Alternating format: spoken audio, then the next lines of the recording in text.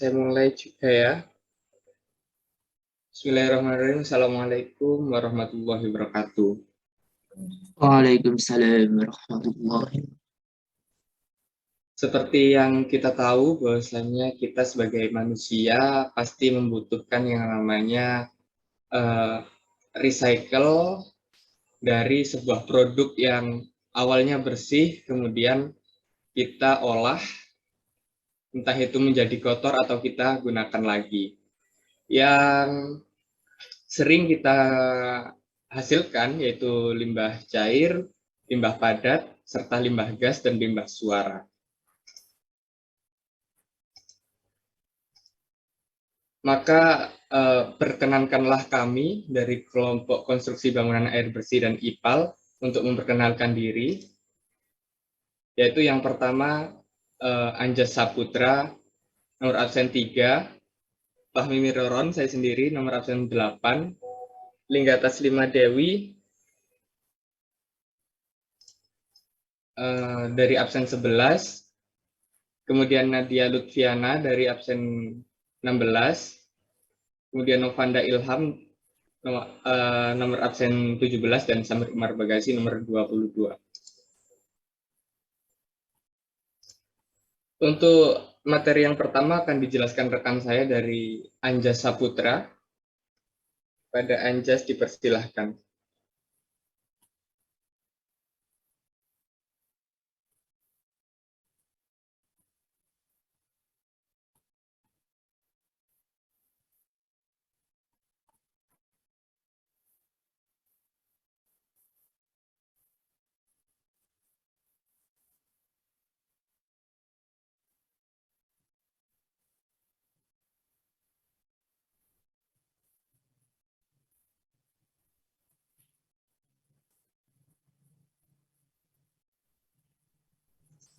Ini kayaknya Anjas terkendala sinyal, Bu. Bisa dilanjutkan atau? Boleh lanjut aja.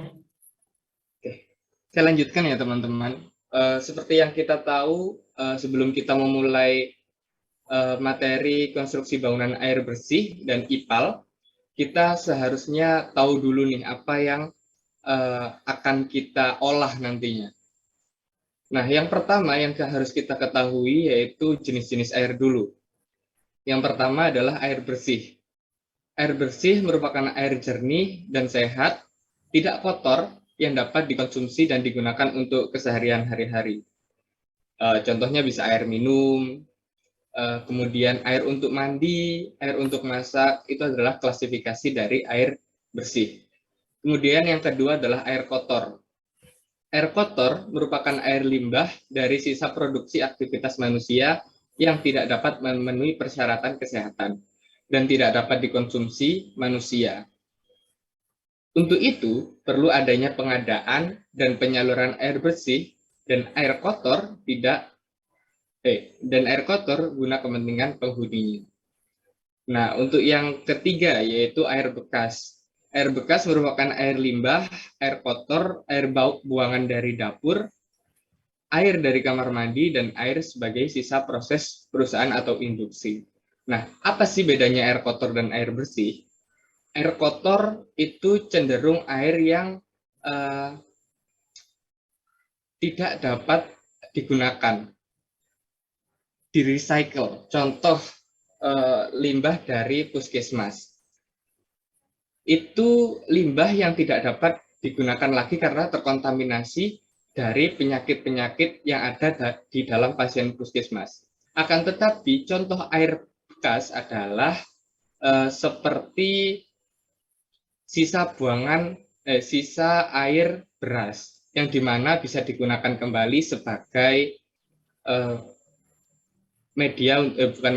untuk menyiram tanaman, untuk menyiram halaman. Tidak mungkin kita menyiram halaman dengan menggunakan air kotor dari rumah sakit, karena kesehatannya tidak terjamin. Tapi kita bisa menggunakan air bekas, yang mana itu adalah contoh yang saya berikan tadi adalah air bekas beras, cuci beras, maka bisa digunakan kembali. Next. Nah, ini definisi dari penggunaan bangunan air bersih dan IPAL. Yang pertama kita bedah dulu nih definisi bangunan air bersih, yaitu instalasi saluran air bersih merupakan perencanaan pembangunan alur air bersih dari sumber air ke bak-bak menampung air maupun keran-keran yang berfungsi untuk memenuhi kebutuhan air dalam kehidupan sehari-hari. Sedangkan yang IPAL itu artinya adalah instalasi pengelolaan air limbah atau dalam bahasa Inggrisnya Wastewater Treatment Plant atau WWTP, yaitu sebuah struktur yang dirancang untuk berfungsi untuk membuang limbah biologis dan kimiawi dari air sehingga memungkinkan air tersebut dapat digunakan pada aktivitas lainnya. Nah, sekarang tujuannya. Tujuannya dari pengelolaan air bersih dan air limbah yaitu mengatur penyediaan air bersih, distribusi air bersih, sehingga pembuangan dan pengelolaan air kotor tidak mencemari lingkungan sekitar. Fungsinya banyak sekali. Yang kami paparkan di sini ada 4, yaitu menyediakan sistem penyaluran air bersih ke tempat-tempat yang dikehendaki dengan tekanan yang cukup, kemudian menyediakan sistem penyaluran air buangan dari tempat-tempat tertentu tanpa mencemarkan bagian penting lainnya, kemudian menyediakan sistem penyaluran air hujan, kemudian yang keempat meningkatkan kualitas sarana dan prasarana guna memberikan kenyamanan dan kepuasan kepada pengguna sebuah bangunan atau gedung. Nah, ini tadi tujuan dari bangunan air bersih. Nah, sekarang tujuan dari bangunan IPAL. Tujuan utama IPAL adalah ya tadi menyaring dan membersihkan air yang tercemar limbah domestik ataupun limbah kimia industri. Fungsinya untuk menetralisir kontaminan atau air yang terkontaminasi, kemudian menjaga kelestarian lingkungan dan meningkatkan kualitas hasil produksi. Dan manfaatnya adalah mengelola air limbah agar dapat digunakan kembali sesuai dengan kebutuhan masing-masing. Kebutuhan aliran air menuju sungai menjadi bersih dan layak digunakan. Kemudian yang keempat adalah efektif menjaga tumbuhan yang ada di dalam tanah dan air terbebas dari kematian akibat racun. Nah, setelah selesai memahami dasar teori, maka kita butuh tahu nih berapa kebutuhan air bersih dari jenis bangunan dan jenis-jenisnya, yang mana akan dijelaskan oleh rekan saya, Mbak Lingga. Silakan Mbak Lingga. Baik, selanjutnya kita akan masuk pada kebutuhan air bersih berdasarkan jenis bangunan dan jenis-jenis instalasi pembuangan air limbah. Selanjutnya,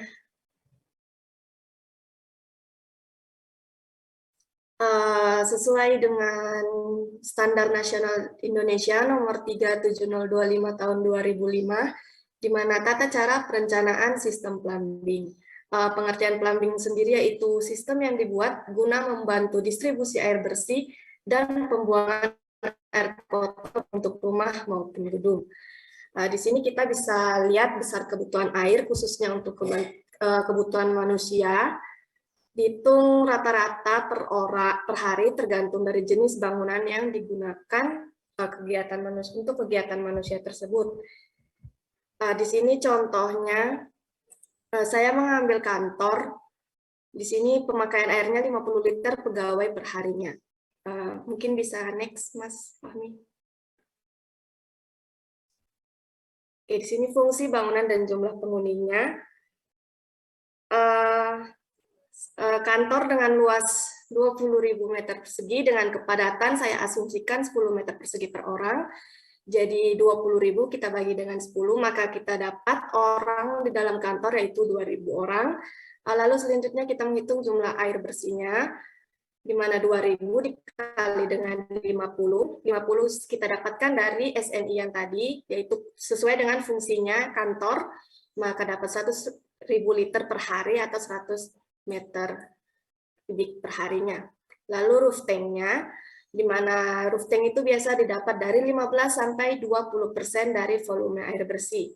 Jadi di sini saya mengambil 20% dikali dengan 100 yaitu air bersihnya, jadi didapat 20 meter kubik. Di mana biasa roof tank itu biasa ada 2 tangki, dengan tujuan jika mengalami masalah atau terjadi pengurasan pada tank yang satu, maka satunya masih bisa berfungsi lagi.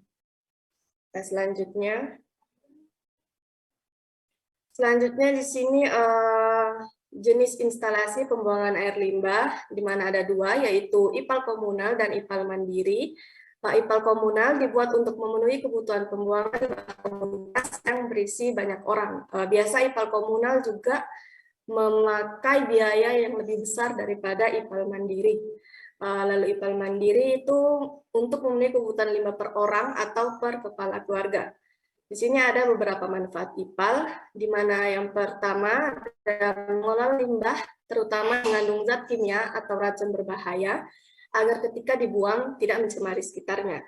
Yang kedua, mengelola cairan limbah baik industri maupun domestik agar dapat digunakan kembali. Yang ketiga yaitu melindungi ekosistem dan makhluk hidup yang tinggal di sungai atau saluran pembuangan lainnya. Selanjutnya.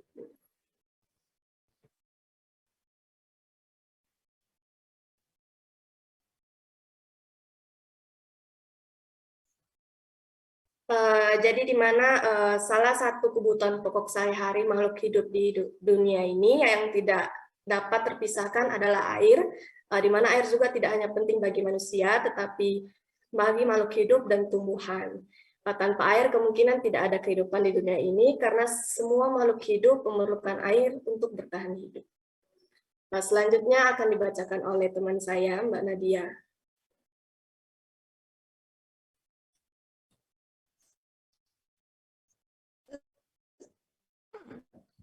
Untuk selanjutnya adalah komponen yang pertama yang akan saya jelaskan, yaitu komponen pada sistem penyediaan air bersih. Pada komponen kali ini bergantung dengan kondisi sumber air dan kondisi daerah pelayanan. Secara garis besar, komponen sistem penyediaan air bersih ini ada beberapa macam, yaitu yang pertama ada sumber air, ada atau potensi bagi manusia. Penggunaan air ini begitu banyak, meliputi penggunaan di bidang pertanian, industri lainnya. Adapun komponen yang selanjutnya yaitu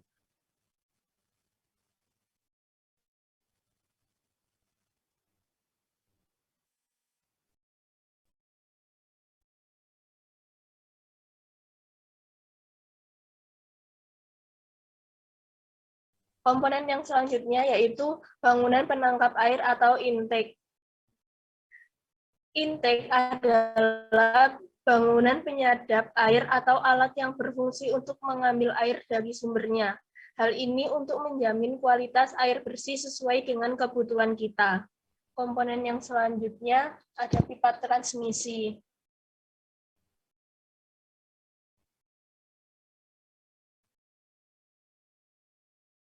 Pipa transmisi adalah suatu jaringan yang berfungsi membawa air baku dari sumber ke lokasi pengolahan atau dari bangunan pengumpul ke titik awal distribusi.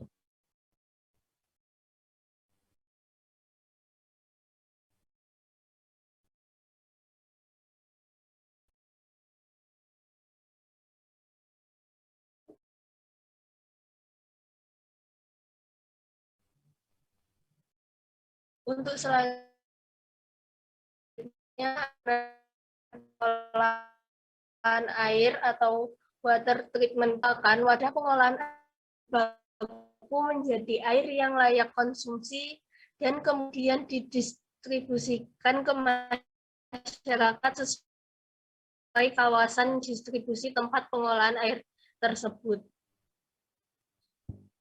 Water treatment plant atau instalasi pengolahan air atau IPA adalah sistem atau sarana yang berfungsi untuk mengolah air dari kualitas baku atau influen terkontaminasi untuk mendapatkan perawatan kualitas air yang diinginkan sesuai standar mutu atau dikonsumsi. WTP atau instalasi pengolahan air merupakan sarana yang penting di seluruh dunia yang akan menghasilkan air bersih dan sehat untuk dikonsumsi. Biasanya di dalam bangunan atau konstruksi ini terdiri dari 5 proses, yaitu koagulasi, flokuasi, sedimentasi, filtrasi, dan desinfeksi. Untuk komponen yang selanjutnya itu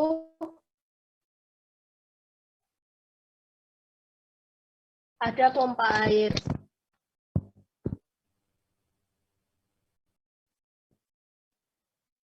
Pompa air adalah alat bantu untuk menyuplai air dengan menggunakan mesin sebagai alat penyedot dari suatu tempat ke tempat lainnya.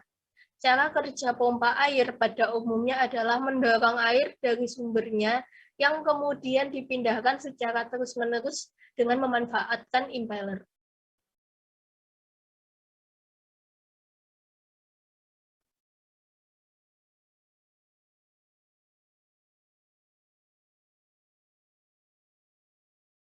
Komponen yang selanjutnya adalah reservoir.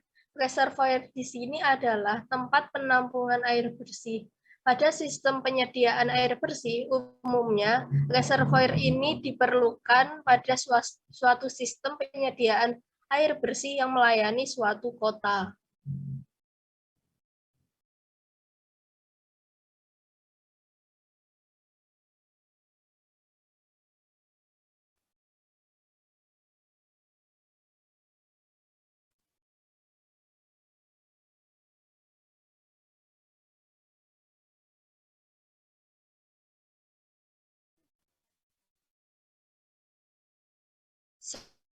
Selanjutnya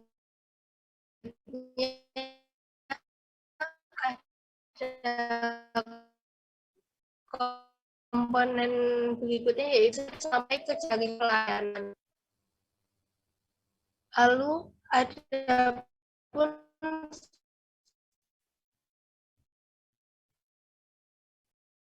komponen yang berikutnya adalah sambungan rumah.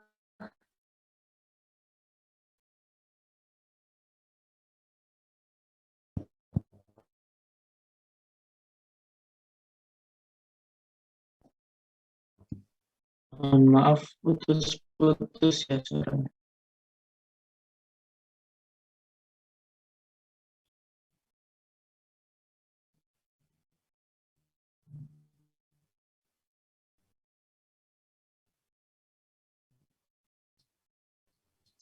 Sambungan rumah. Baik, mohon maaf ya teman-teman karena ada sedikit masalah koneksi dari Mbak Nadia, maka akan saya lanjutkan penjelasan dari Mbak Nadia. Kami ulangi mulai dari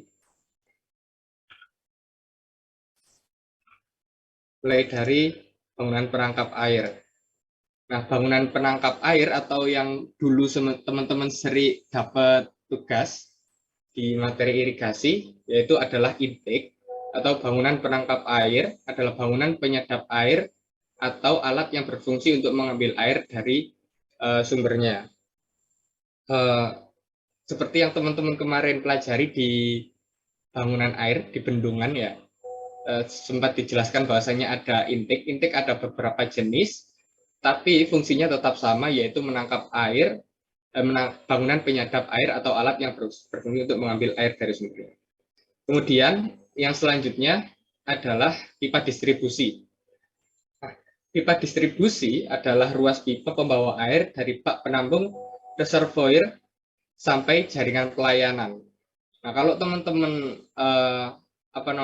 curious nih, penasaran bagaimana air yang begitu jauh dari gunung kemudian distribusikan ke daerah-daerah yang dikehendaki, maka pipa distribusi adalah salah satu alat untuk membawa air dari sumber atau penampung reservoir sampai jaringan pelayanan.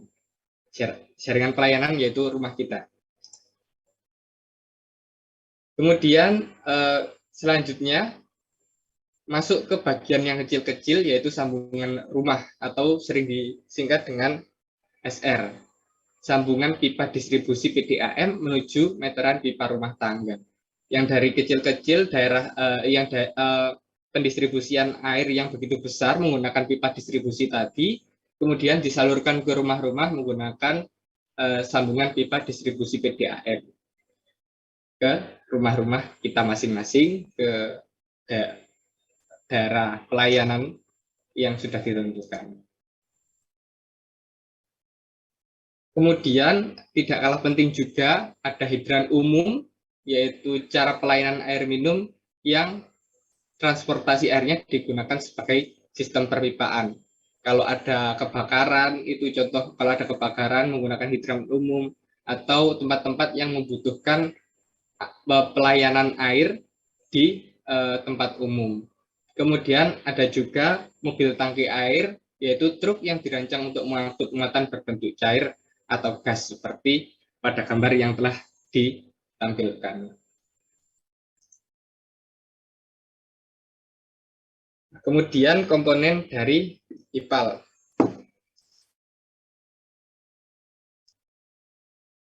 Komponen dari IPAL itu ada 5 jenis. Yang pertama yaitu bak ekualisasi, yaitu bak penampung yang berfungsi untuk meminimumkan dan mengendalikan fluktuasi aliran limbah cair, baik kuantitas maupun kualitas yang berbeda, dan menghomogen konsentrasi limbah cair. Biasanya ini di awal perencanaan, awal pengendalian air limbah. Kemudian aerob baffled reactor, yaitu merupakan sistem pengelolaan air limbah yang tersuspensi anaerobik atau tidak dengan udara dan memiliki kompartemen-kompartemen yang dibatasi oleh sekat-sekat vertikal seperti yang ada di sini. Lihat.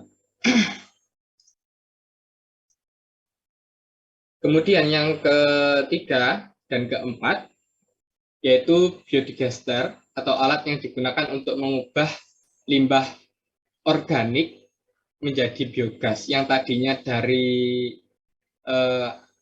anaerobik tadi disalurkan ke sini, kemudian masuk ke biofilter, yaitu metode pengolahan air kotor atau air limbah yang memanfaatkan mikroorganisme sehingga menjadi air bersih yang dapat dimanfaatkan kembali.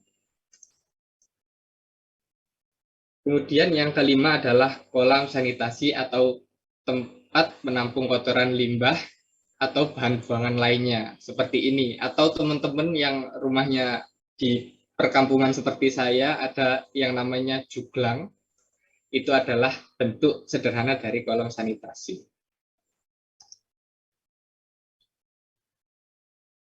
Nah, berikut penerapan contoh bangunan air bersih dan IPAL dalam lingkup sederhana akan dijelaskan oleh rekan saya, Novanda Ilham. Dipersilahkan. Ya, selanjutnya kita akan melihat video mengenai penerapan bangunan air bersih dan IPAL ini dalam skala rumah tangga. Contoh ini bisa kita lihat, pipa berwarna biru merupakan pipa untuk menyalurkan air bersih yang didapat dari sumber air. Sumber air ini bisa berasal dari sumur, PDAM, maupun reservoir komunal. Air dari sumber disalurkan ke atas menggunakan pipa dan ditampung ke dalam reservoir atau penampungan. Air skala rumah tangga atau biasa disebut dengan tangki air atau tandon air atau juga toren. Dari toren, air bersih bisa langsung dialirkan menuju keran atau wastafel untuk digunakan sebagai air minum, untuk mandi, atau cuci dan juga memasak. Selanjutnya, air yang sudah dipakai untuk mandi, cuci, dan sebagainya tersebut disebut dengan air bekas. Dan dalam video skema di sini dialirkan melalui pipa berwarna kuning. Air bekas tersebut sebenarnya masih bisa digunakan kembali, maka dari itu air bekas dialirkan melalui pipa berwarna kuning menuju ke sumur resapan untuk diolah oleh alam sebelum dapat digunakan kembali. Sedangkan air dari limbah manusia atau disebut dengan air kotor perlu dilakukan penanganan agar tidak mencemari air permukaan. Maka dari itu air kotor bekas limbah manusia dalam video skema di sini dialirkan melalui pipa berwarna merah dan dibuang ke bak penampungan yang biasa disebut septic tank. Selain dengan sistem septic tank rumah tangga, air kotor bisa juga diolah melalui sistem IPAL komunal.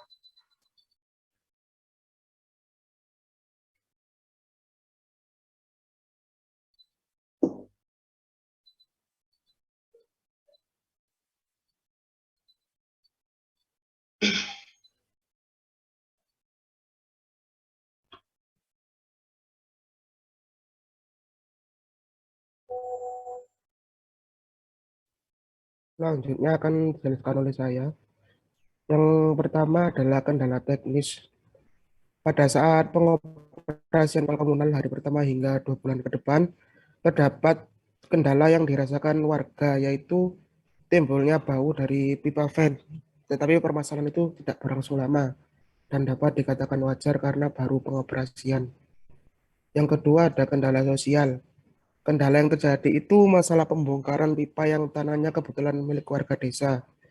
Tapi dengan kesadaran warga untuk merawat lingkungan, warga sadar untuk membongkar dan memasang kembali keramik rumah sebagai jalur perpipaan dari MCK. Selanjutnya yaitu kendala lahan. Bangunan air bersih dan IPAL membutuhkan lahan yang lebih dikarenakan untuk mencegah kebocoran merembet ke saluran air bersih. Nah, jaraknya itu minimal 10 meter. Yang terakhir adalah kendala daur ulang air limbah. Air limbah dalam beberapa kota kualitasnya tidak memenuhi syarat kualitas air untuk didaur ulang. Oleh karena itu, sebelum digunakan kembali, perlu dilakukan pengolahan sampai mencapai syarat kualitas yang diperbolehkan oleh syarat-syarat tertentu. Selain itu, peran masyarakat sangat berpengaruh dalam kelanjutan operasi dan kualitas air limbah dari IPAL.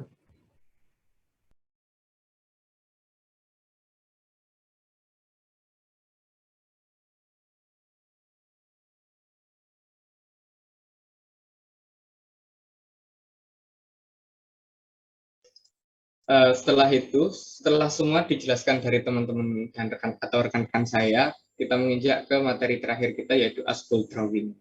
Yang mana saya akan menjelaskan sedikit bahwasanya Aspul Drawing adalah gambar teknis yang sesuai dengan kondisi bangunan di lapangan, yang telah diadopsi semua perubahannya yang terjadi selama proses konstruksi. Artinya, yaitu setiap perubahan yang terjadi yang berbeda dari desain aslinya harus memiliki Aspul Drawing.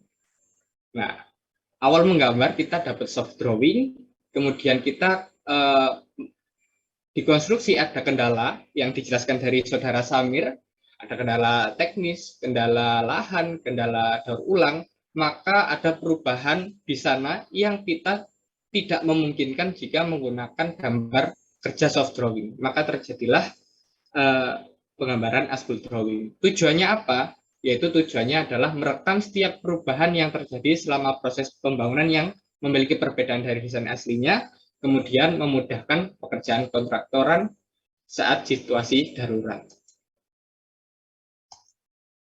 Nah, di sini kita menggunakan contoh Aspul Drawing dari IPAL sederhana di proyek saya sendiri, yaitu di proyek Puskesmas Jatirogo, Lumajang. Dapat dilihat teman-teman bahwasanya di sini ada beberapa legenda, yaitu yang pertama legenda garis putus-putus, yaitu pipa berdiameter 2, jenis AW baru, kemudian ada yang menurut ketebalannya adalah pipa berdiameter 3 inci. Kemudian ada lagi yang berbentuk kotak bundar di sini. Ini adalah penetrasi lab, penetration lab. Kemudian ada penetration laundry, penetration kitchen, dan septic tank di bagian sini, kemudian tandor bawah existing yang tidak berfungsi, nah dan kemudian ada pompa juga. Sistem pengairan, sistem pengelolaan air limbah sebagian besar peruangan sama, yaitu seperti di contoh sini adalah air limbah dari kamar mandi atau WC umum, masuknya ke septic tank. Kemudian air limbah dari WC perawat atau medis masuknya ke septic tank. Kemudian air limbah dari kitchen, air limbah dari laundry, air limbah dari lab itu masuk ke bak treatment yang mana difungsikan sebagai septic tank tadi agar menetralisir virus atau kuman yang telah dihasilkan dari ruangan tersebut. Kemudian seperti yang dijelaskan dari Mbak Nadia tadi, yaitu di bagian komponen IPAL masuk ke anaerobic equalization. Kemudian ditransfer oleh transfer pump, masuk ke biofilter, masuk ke post treatment atau pelayanan terakhir, dilakukan selama 2 kali, kemudian ke bak klorin untuk mematikan kuman-kuman yang masih ada, kemudian dilakukan pengambilan sampling, dan dilanjutkan ke bak indikator, kemudian baru disalurkan ke luar atau menggunakan pipa outlet. Nah, perubahan rencana yang tadinya kita menggunakan bak indikator tersebut adalah bak kita rencanakan ulang, akan tetapi setelah dilapakkan ternyata sumur dan bak indikator ternyata masih memiliki spesifikasi sehingga tidak dilakukan perencanaan ulang menggunakan sumur yang ada di sana atau existing. Berikut dokumentasi dari full drawing.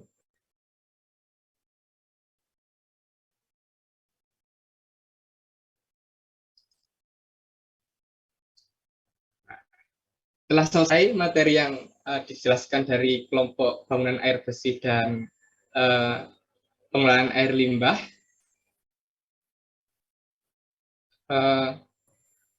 kami berharap bahwasanya materi kami ditangkap dengan mudah.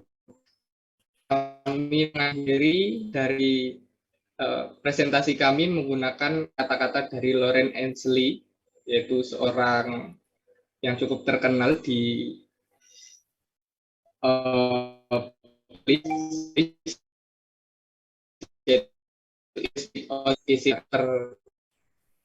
suatu keajaiban atau sulap di planet ini, yaitu adalah terdapat di air.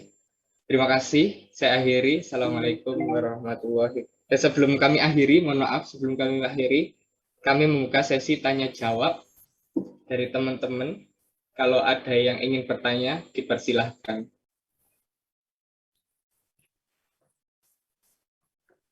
Tiga pertanyaan dulu.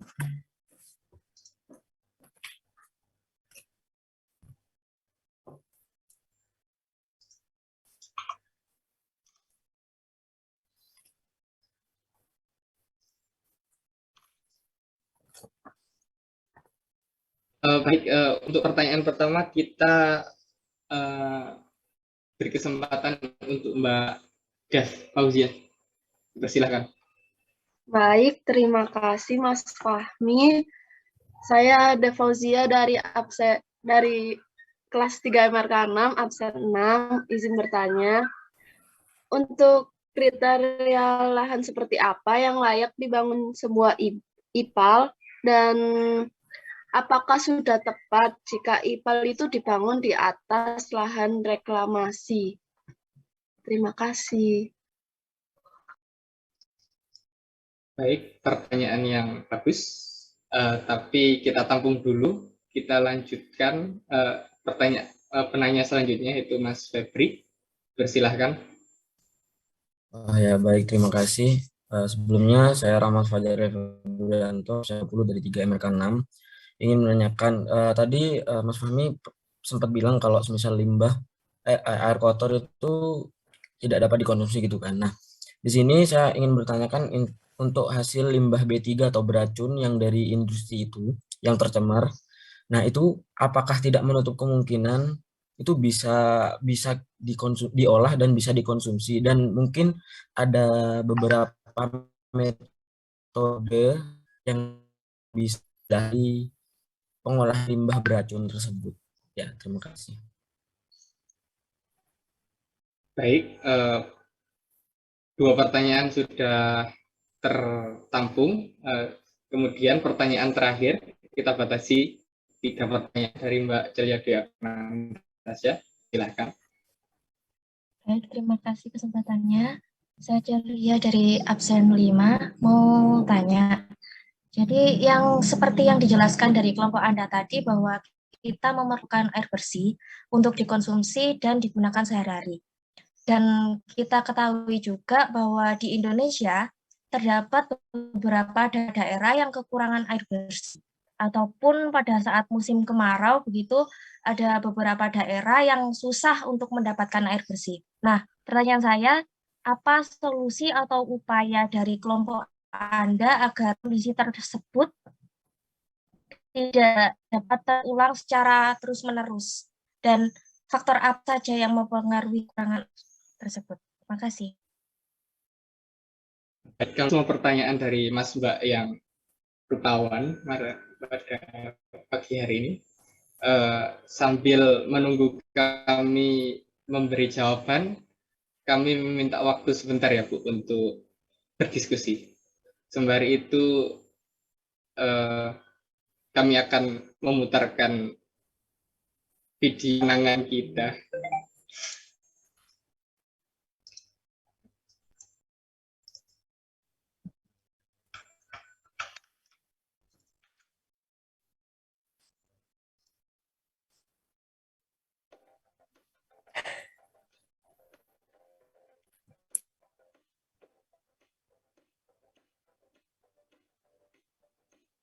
Kapan terakhir kali kamu dapat tertidur tenang?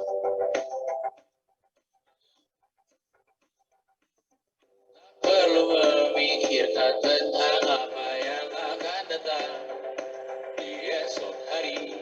Tubuh yang bermatahari bergantung pada gaji, berlomba jadi asri, mengais validasi. Dan aku pun tak hadir, seakan balik lahir, senangkan dirimu yang merasa terpinggirkan dunia. Tak pernah adil, kita semua gagal. Angkat minumanmu berserius sama-sama. Sia-sia pada akhirnya putus asa. Masalahnya lebih dari yang secukupnya.